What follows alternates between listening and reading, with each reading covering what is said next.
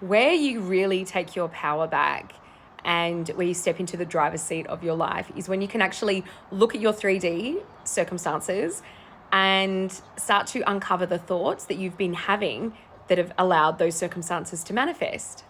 And we do this without blaming ourselves, without judging ourselves. And, I always like to look at it like we want to look at these thoughts with curiosity.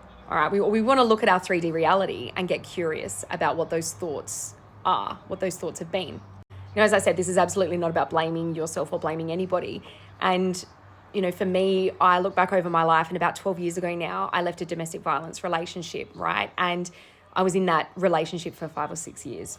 And at the time, if anyone had said to me like, wow, I wonder what thoughts you were thinking that could have created that, I would have gone, are you kidding me? Like, I did not choose this situation. I didn't choose to live my life like this. And it's not like, it's often that we're not choosing those situations, but it's that we don't actually understand how we're creating, how our thoughts are manifesting. And we're not aware of the thoughts that we're having, because oftentimes these thoughts are buried so deeply in the subconscious, right? And as Carl Jung says, until you make the unconscious conscious, it'll rule your life and you'll call it fate. And that's how so many people are living their lives. So what we do, instead of judging ourselves, instead of blaming ourselves, instead of saying like, oh my God, I'm not happy in this reality, I can't believe I've created this, like what have I done? Instead, we choose to look at it with curiosity, and we go, okay, right, this is not a reality that I'm loving right now, or this situation, this circumstance is not what I desire.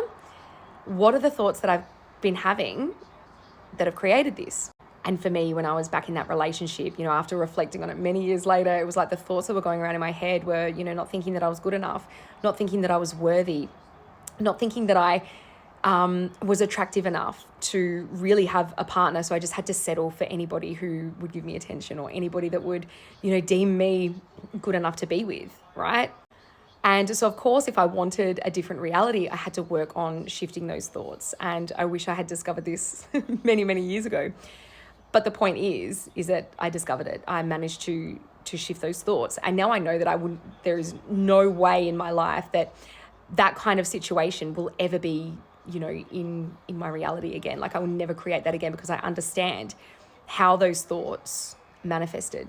And so, as I said, this is not about blaming yourself. It's not about blaming anybody. It's not about judging yourself, but it's about purely getting curious about what are the thoughts that I've been thinking, analyzing those, or just not even analyzing them, but looking at them and then choosing to shift them. Okay, shifting those thoughts so that you can create the reality that you want.